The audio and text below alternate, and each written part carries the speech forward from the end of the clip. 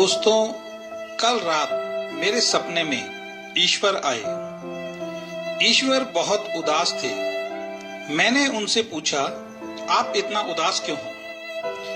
ईश्वर ने जवाब दिया कि मैं तुम इंसानों की वजह से उदास हूं, क्योंकि तुम इंसानों के जीवन में जब भी कोई परेशानी आती है तो उसका दोष तुम मुझ पर लगाते हो। मैंने ईश्वर से कहा, इसमें गलत क्या है? हमें हमेशा एक ही बात बताई जाती है कि इस दुनिया में जो भी होता है वो ईश्वर की मर्जी से होता है। पत्ता भी बगैर आपकी इच्छा से नहीं हिलता। इस बात से ये पता चलता है कि इंसान के जीवन में अगर कोई भी घटना या दुर्घटना घटती है उसमें आपकी ही इच्छा होती है। ये बात सुनकर ईश्वर थोड़ा सा मुस्कुराए और उन्होंने मुझसे कुछ सवाल पूछे। ईश्वर ने मुझसे पूछा, एक व्यक्ति रोज शराब पीता है, कई साल लगातार शराब पीने से उसका लीवर खराब हो गया है। सच बोलना, उसके लीवर को खराब करने में मेरा क्या हाथ है? मैंने तो उसको इस दुनिया में एक स्वस्थ लीवर के साथ भेजा था।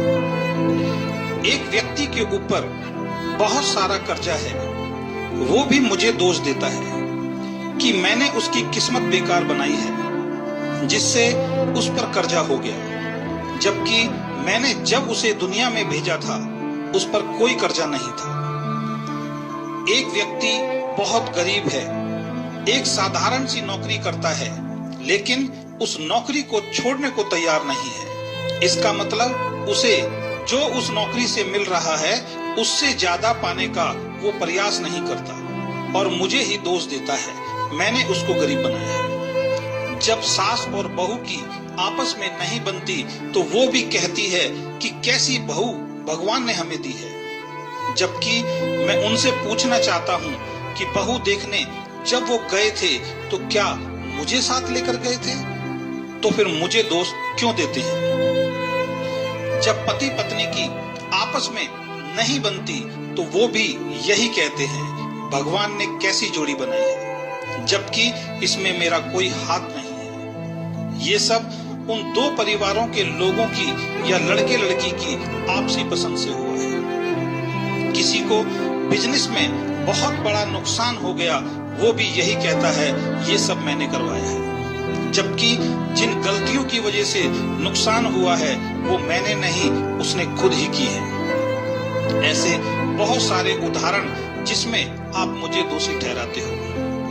और आपकी सबसे बड़ी दिक्कत है, जब आपके जीवन में कुछ अच्छा होता है तो उसका श्रेय आप अपने आप को देते हो कि ये आपकी वजह से हुआ, और जब कुछ गलत होता है तो उसका दोष आप मुझ पर लगाते हो। मैं आपसे एक सवाल पूछना चाहता हूँ, अगर मैं आपको अपने बच्चों की किस्मत लिखने का अधिकार दे दूं तो आप अपने बच्चों की किस्मत कैसी लिखोगे? मैंने कहा कि मैं अपने बच्चों की किस्मत बेहतर से बेहतर लिखूंगा। मैं लिखूंगा, मेरे बेटे और बेटी को जीवन में कोई दुख ना हो, वो हमेशा खुश रहें, उनको हर वो खुशी मिले जो वो चाहते हैं। फिर ईश्वर ने मुझसे पूछा कि अगर आपका एक बच्चा नालायक है, आपका कहना नहीं मानता, और दूसरा बच्चा समझदार है, आपका कहना मानता है, इन दोनों की किस्मत आप कैसी लिखोगे? मैंने कहा कि दोनों बच्चे मेरे हैं, मैं नालायक और समझदार दोनों की किस्मत एक जैसी और अच्छी लिखूंगा। ईश्वर थोड़ा हंसे और मुझसे बोले, मैं कौन हूँ? आप सभी मुझे परमपिता परमेश्वर कहते हो, इसका मतलब आप सभी मेरी संतान हो। जब आप अपने सभी बच्चों की किस्मत बहुत अच्छी लिखोगे तो मैं आपकी किस्मत बेकार कैसे लिख सकता हूँ?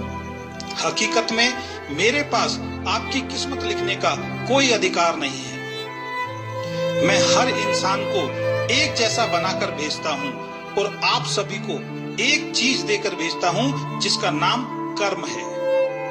आप जैसा कर्म करेंगे वैसा फल आपके कर्मों से ये दुनिया आपको देती है। इसमें मैं तो कहीं भी नहीं हूँ। इस बात को अब मेरे तरीके से समझो। एक व्यक्ति शराब पीने में पैसा खर्च करता है, उसका शरीर खराब होगा क्योंकि उसका कर्म वैसा है। दूसरा व्यक्ति दूध बादाम खाता है, उसका शरीर बहुत अच्छा होगा क्योंकि उसका कर्म अच्छा है। एक विद्यार्थी परीक्षा में फेल होता है क्योंकि वो अच्छी तरह से पढ़ाई नहीं करता। दूसरा विद्यार्थी परीक्षा में टॉप करता है क्योंकि उसका कर्म अच्छा है, वो पढ़ाई बहुत अच्छी तरीके से करता है। एक व्यक्ति गरीब घर में पैदा होने के बाद भी अपनी मेहनत से करोड़ों रुपए की संपत्ति बनाता है, ये उसका कर्म है। दूसरा व्यक्ति बना बनाया सब कुछ खत्म कर देता है, ये उसका कर्म है।